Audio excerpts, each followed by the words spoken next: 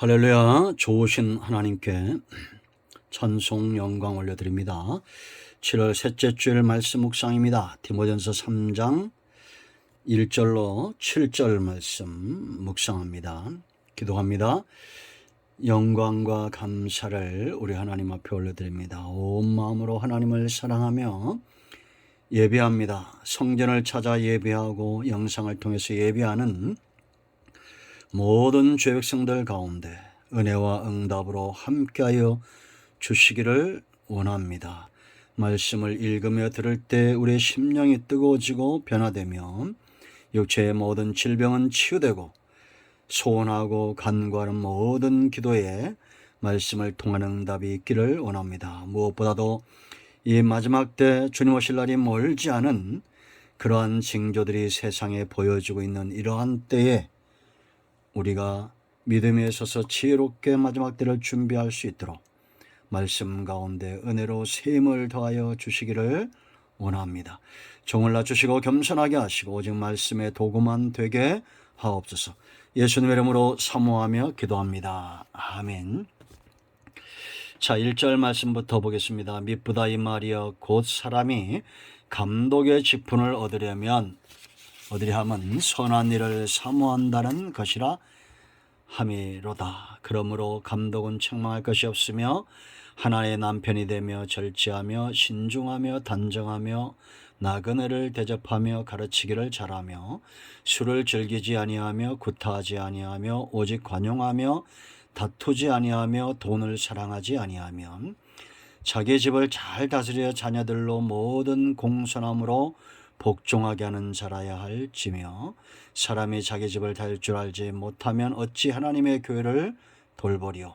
새로 입교한 자도 말지니 교만하여져서 마귀를 정죄하는 정죄에 빠질까 하며 또한 외인에게서도 선한 증거를 얻는 자라야 할지니 비방과 마귀의 올무에 빠질까 염려하라.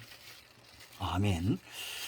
자, 우리가 14절 15절 말씀 보겠습니다.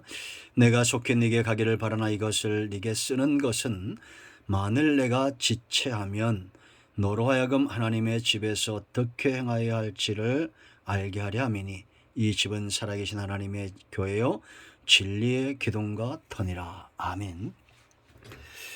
우리가 디모데전서를 시작하면서 제일 먼저 이 3장 14절로 16절 말씀을 묵상했습니다. 디모데전서는 목양의 서신이라고 그랬죠. 양들을 잘 보살피는 성도들을 하나님 앞에서 그 가치를 알도록 세우는 그런 서신입니다. 세상에서 가장 존귀한 존재는 사람이죠. 그 사람 가운데 가장 존귀한 자들은 바로 구원받은 백성입니다. 왜냐? 15절에 이 세 가지 중요한 것을 우리가 기억해야 되죠. 이게 사람의 성도의 가치입니다. 하나님의 집이다, 하나님의 성전이다 하는 겁니다. 성도의 가치가 여기에 있습니다. 하나님이 함께 하신다. 예수 믿는 순간 하나님이 함께 하신다는 겁니다. 성전은 금이나 은으로 지었느냐의 문제가 아니라 하나님의 임재가 있느냐 없느냐의 문제죠. 성도는 하나님이 거하시는 성전, 가장 귀한 가치고 살아계신 하나님의 교회, 하나님이 세상에서 불러내었다라는 겁니다. 애굽에서 이스라엘을 불러냈죠. 하나님의 소유된 백성입니다. 하나님이 그들을 통치함으로 이제는 노예가 아닌 자녀로 회복시켜주는 것. 하나님의 통치를 받는 백성, 이보다 존귀한 존재가 어디 있냐라는 겁니다. 여러분, 어떤 나라가 정말 살기 좋은 나라입니까? 통치자에게 중요한 그 요인이 있죠. 어떤 지도자를 만나느냐라는 겁니다. 하나님은 살아계십니다. 자기 백성을 노예로 삼지 않습니다. 그런가 하면 사명이 있죠. 진리를 기둥처럼 덫처럼 사수하는 사람들. 우리가 진리의 복음을 전할 때 많은 죽어가는 영혼들이 돌아오게 될 것입니다. 이 성도의 가치입니다. 오늘 이제 3장을 시작하는데 두 직분이 여기 나옵니다. 감독과 집사의 직분입니다. 이 직분이 왜 중요하냐? 이런 15절에 있는 대로 하나님의 집으로 살아계신 하나님의 성도들 교회로 사명이 있는 교회로 세우는 일에 이 직분자들이 필요하다는 겁니다. 하나님이 사람을 세워서 쓰신다는 겁니다. 이 또한 성도가 누릴 복이죠. 여러분, 성도가 이 땅에서 누리는 복 중에 가장 큰 복은 하나님이 그를 쓰신다라는 겁니다. 사용하신다라는 겁니다. 우린 성경에서 이들의 복된 발자취를 많이 볼 수가 있습니다. 노아 보십시오. 아브라함 보십시오. 이삭, 야곱, 요셉, 모세, 바울, 이런 사람들 얼마나 복이 있는 존재입니까? 다윗과 한 시대를 살았던 사람들은 얼마나 복됩니까? 지금도 이 시대에 하나님이 쓰시는 사람들이 있다는 것은 놀라운 복입니다. 여러분, 1절을 시작하면서 믿부다 이 말이여, 이 말은 믿을 수 있다, 전적으로 확실하다, 이런 뜻입니다. 바울은 지금 3장을 시작하면서 확실한 이야기, 믿을 수 있는 이야기를 한다는 겁니다. 감독과 집사의 직분, 하나님이 세운 사람들, 오늘날 말하면 교회 지도자, 목사와 이 직분자들이겠죠. 이런 사람들을 통해서 하나님이 일하신다. 그들을 통해서 하나님이 정말 기뻐하시는 주의 몸된 교회를 견고케 하고 성도들을 경고케 하는 일에 이 직책을 사용하신다라는 겁니다. 자, 무엇이 중요할까요? 크게 세 가지를 봅니다. 첫째, 하나님이 쓰시는 사람이 중요하다는 겁니다. 여러분, 모든 나라에 보면 정치인들이 얼마나 중요합니까? 회사에서 오너가 얼마나 중요하고 한 나라에 대통령이 얼마나 중요합니까? 그렇지 않습니까? 여러분, 하나님이 사람을 쓰실 때 두 직분 외에는 없었어요. 지금은 너무 많은 직분자들이 있죠. 지도자와 돕는 자입니다. 감독과 집사입니다. 그러나 놀라운 것은 이 사람들을 통해서 하나님이 교회를 부흥케 하고 사람들을 세우셨다라는 겁니다. 얼마나 큰 조직을 갖고 있느냐, 많은 물자를 가지고 있느냐는 오히려 해가 될 수 있습니다. 하나님의 능력의 손에 붙들린 사람들, 하나님은 아브라함 한 사람을 부르시고 열국의 아비를 삼으시는 분입니다. 요셉 한 사람을 애굽에 보내면서 총리를 삼고 사분하 바네아 생명의 부양자를 만드시는 분이에요. 노예된 애굽의 백성들을 해방시키기 위해서 모세 한 사람을 준비시키고 보내시는 분입니다. 미디안의 13만 5천 명을 격파하기 위해서 기드온 한 사람에게 기름을 부으시고 300명을 준비시키는 하나님입니다. 세상으로 보면 말도 안 되는 일이잖아요. 그러나 이것이 하나님의 방법입니다. 사람이 많은 것이 중요한 것이 아니라 하나님이 쓰시는 사람이 중요한 겁니다. 예수님은 12명의 제자면 좋겠고 유럽의 복음의 확산과 유럽을 변화시키기 위한 복음의 기초로 바울 한 사람이면 좋겠습니다. 지금도 왜 여러분 수많은 직분들이 있을까요? 그 직분들로 사람을 메어놓는 겁니다. 잘못된 거죠. 정말 여러분, 초대교회 7집사처럼 하나님 앞에서 성령 충만하고 믿음과 지혜가 있는 사람들, 이런 사람들이 지금도 필요합니다. 우리 가운데 그런 사람들이 있기를 축원드립니다. 두 번째, 야망이 중요합니다. 이런 사람들이 꿈꾸어야 될 야망이 있어요. 여기 보세요. 1절에 곧 사람이 감독의 직분을 얻으려 하면 뭐라 했습니까? 선한 일을 사모하는 것이라. 어떤 야망입니까? 선한 일에 대한 야망입니다. 직분에 대한, 직책에 대한 야망이 아니라 일에 대한 야망을 갖고 있어야 됩니다. 우리나라의 국회의원들이 너무 많다고 그러죠. 과연 저 사람들은 일에 대한 야망이 있을까요? 아니면 직책에 대한 야망이 클까요? 뉴스를 보면 일에 대한 야망을 가진 사람들은 많이 없는 것 같습니다. 일에 대한 야망이 있으면 일터에서 힘을 내야죠. 왜 그 힘을 가지고 다툼과 정쟁에 사용하고 있습니까? 잘못된 것입니다. 여러분, 교회는 일에 대한 야망을 갖는 사람들이 많을 때 하나님이 기뻐하시고 참된 부흥의 역사가 일어나는 겁니다. 문제가 일어날 때 나라든지 가정이든지 교회든지 일에 대한 섬김에 대한 야망이 없기 때문입니다. 하나님께서 기뻐하시는 일에 대한 야망을 가져야 됩니다. 여러분 초대교회 보세요. 2장부터 부흥의 역사가 일어나죠.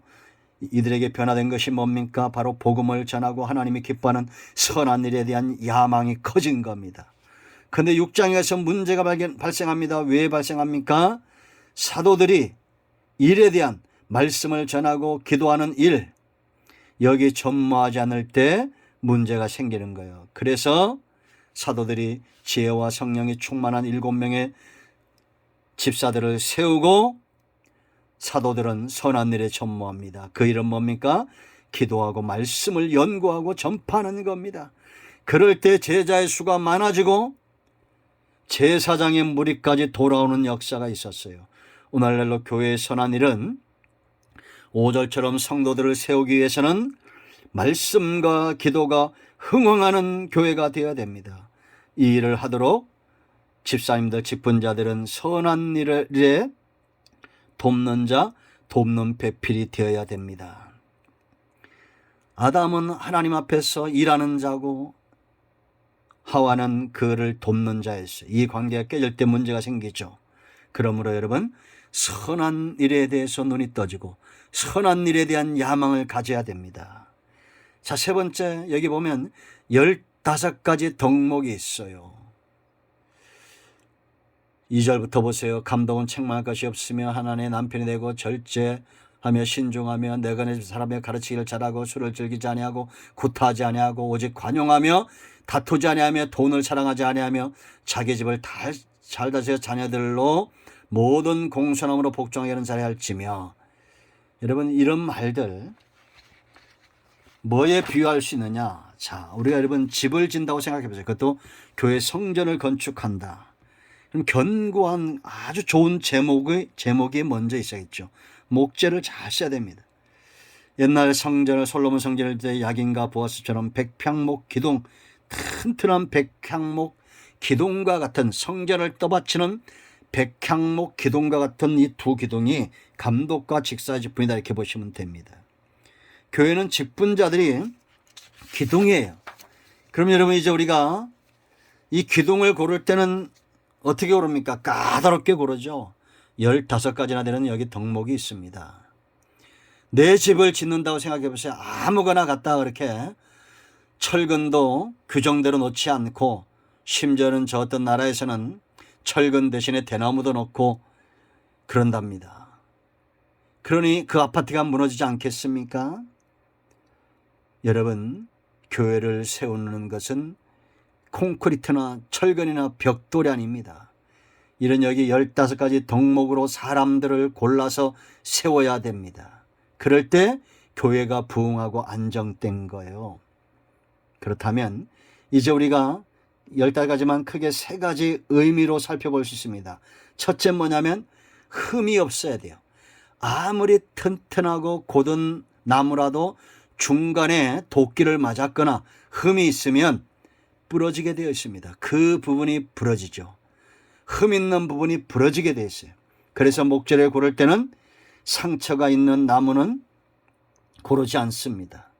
흠이 있는 나무는 고르지 않아요. 그런데 흠이 있다가 그 상처가 치유되고 옹이가 되는 데는 그 나무가 더 튼튼하죠. 그런 나무는 오히려 기둥감이 되는 것입니다. 사람도 마찬가지입니다. 지금 흠이 있는 사람이 아니라 과거엔 흠이 있었지만 치유된 사람은 더 단단해질 수 있다라는 겁니다. 현재 여러분 지금 책망할 것이 있고 하나님의 남편이 되지 않고 절제하지 않고 신중하지 않고 나그네를 대하지 않고 술을 즐기고 구타하고 관용하지 않고 이런 흠이 있는 사람이 지금 있다고 생각해 보세요. 그러면 반드시 그 문제 때문에 어려움이 와요. 여러분 일반 성도가 아니라 중직자들이 이런 흠을 갖고 있다면 절대 복음에 방해가 되지 복음을 위하여 그것이 좋은 효과를 발휘하지는 않습니다. 그러므로 흠없는 사람들이 세워져야 됩니다. 두 번째는 곱고 견고해야 됩니다. 갈대처럼 이리저리 흔들리고 대나무처럼 이리저리 흔들리면 안 되겠죠. 그건 울타리감입니다. 여전히 유혹에 약한 사람들이 있을 수 있다는 겁니다. 흠이 있는 사람처럼 습관적이진 않지만 그래도 유혹에 약합니다. 자꾸 휘어요. 이건 울타리입니다. 레바논의 백향목처럼 보기만 해도 아름답고 안정감을 줄 수 있어야 됩니다. 그렇지 않습니까? 여러분, 저는 어릴 때부터 우리 집 바로 동네 어귀인데 큰 나무가 있었습니다. 사람들이 매일 거기 가서 쉬고 학생들도 오고 가면서 거기서 쉬어요. 이 나무 가보면 반질반질하고 돌이 얼마나 많이 맞은지 제가 여러 번 얘기했죠. 그러나 멀리서 학교 갔다 오다가 겨울에 추울 때 여름에 더울 때 희한하게 그 나무만 보면 힘이 생겨요. 야, 저기 가서 쉬자. 겨울에도 그 나무 둥치에 탁 뒤로 숨으면 따뜻한 온기가 있습니다. 그리고 그 나무만 보이면 이제 집에 다 왔다는 겁니다. 우리가 신앙생활을 이렇게 해야 됩니다. 누군가에게 안정감을 주고 큰 나무가 되고, 이게 우리 큰 나무 교회 비전이에요. 문제와 염려가 있다도 저 장로님 저 권사님 보면 평안하고 안정되고 그런 곱고 견고한 큰 나무 되기를 축원드립니다. 세 번째, 이런 나무는 향기가 있어요. 백향목 오래된 거. 이 향기의 특징이 있죠. 향기는 절대 감춰지지 않습니다. 말하지 않아도 그 눈빛에, 얼굴에, 그 행동에 다 드러나게 되어 있습니다. 왜 그런지 아십니까? 이런 향기는 오래될수록 더 진합니다. 이게 향기의 특성이에요. 금방 심은 나무가 아니라 10년, 20년, 100년, 1000년 간 나무들 향기가 진동을 합니다. 교회는 이런 그리스도의 향기, 복음의 향기, 은혜의 향기, 말씀의 향기로 진동하는 사람들이 많아야 됩니다. 사람 냄새 풍기고 돈 냄새 풍기고 그러면 안 돼요. 교회는 은혜 받은 향기, 이제 우리가 예수님 믿고 10년, 20년 됐으면 이 향기가 진동을 해야 됩니다. 두 번째, 이 향기는 있죠. 상처가 나면 더 진해요. 그렇지 않습니까? 향나무 보세요. 막 비바람이 칠 때 더 향이 진합니다. 바람 불면 더 진합니다. 누가 나를 건들면 그리스도의 향기가 확 터져 나와야 되고, 어떤 문제가 생기면 말씀이 그 입에서 터져 나와야 되고, 여러 가지 환경과 어떤 제약들이 따르면 기도의 영성의 깊이가 흘러나와야 됩니다. 상처, 누군가 나를 건들기만 해봐라, 가만 안 둔다, 이러면 안 됩니다. 오히려 그리스도의 향기로 진동해야 됩니다. 이런 사람들은 문제가 생기면 더 기도하고 더 헌신합니다. 이들의 향기가 집안에서도 납니다. 온통 온 땅에 가는 곳마다 그리스도의 향기로 진동시키는 자들입니다. 세상에서도 인정을 받아요. 그래서 7절 보세요. 또한 외인에게서도 선한 증거를 얻는 자라야 할지니 비방과 마귀의 올무에 빠질까 염려함이라. 직장하고 교회 생활하고 다르고 세상과 또 교회가 다르고 그러면 안 됩니다. 세상 사람들도 인정을 받아요. 초대교회가 이러했죠. 사람들에게 칭찬을 받았습니다. 하나님을 찬미하고 세상 사람들에게 칭찬을 듣는 그런 교회였습니다. 그리스도의 향기로 가득 채워진 교회, 얼마나 아름다운 교회입니까? 교회는 이런 일꾼들이 기둥입니다. 이제 여러분들이 다듬어져야 됩니다. 잘라내고 파내고 흰 곳은 곱게 하는 작업이 필요하죠. 그 외야 정금 같은 믿음으로 하나님의 교회 일꾼으로 세워질 것이고, 또 이제 우리를 통해서 하나님의 집으로, 살아계신 하나님의 교회로 진리와 기둥의 터 같은 사명감 있는 존재들로 세워지는 교회가 될 것입니다. 지금도 이 영상을 듣는 분들 가운데 교회에서 직분을 가졌다면 여러분들은 세상 사람들이 감히 엄두도 내지 못하는 하나님의 나라와 주의 영광과 복음과 주의 성도들을 위해서 귀하게 쓰임받는 존재, 하나님 나라의 사신들입니다. 이 가치를 잊지 마세요. 여러분 때문에 지금도 하나님이 영광을 받으시고 여러분 때문에 지금도 누군가 영혼들이 깨어나고 살아나고 있고 여러분 때문에 복음이 영광스러워지고 있습니다. 주의 몸 된 교회를 감당하는 직분자 된 여러분 모두를 예수 그리스도의 이름으로 축복합니다. 기도합니다. 예수님의 이름을 의지하기도 합니다. 이 말씀대로 되게 하옵소서. 교회의 직분자로 쓰임받고 세움받는 모든 하나님께서 세우신 주의 백성들을 축복하시고 저들의 사역은 능력 있게 하시며 삶은 평안케 하옵소서. 우리 가운데 마음이 상한 자 병든 자 치유하시고 회복시켜 주시기를 원합니다. 예수님의 이름으로 사모하며 축복하며 치유하며 기도합니다. 아멘. 이제는 우리 주 예수 크신 은혜와 하나님 아버지의 큰 사랑과 성령의 위로 교통 충만 치유 회복하심의 역사가 영상을 통해서 은혜를 사모하며 주의 몸된 교회를 섬기는 모든 직분자들 위에 이 나라의 민족 위에 이제부터 영원토록 함께 있을지어다. 아멘. 할렐루야. 응답되었습니다. 여러분 모두 축복합니다. 아멘.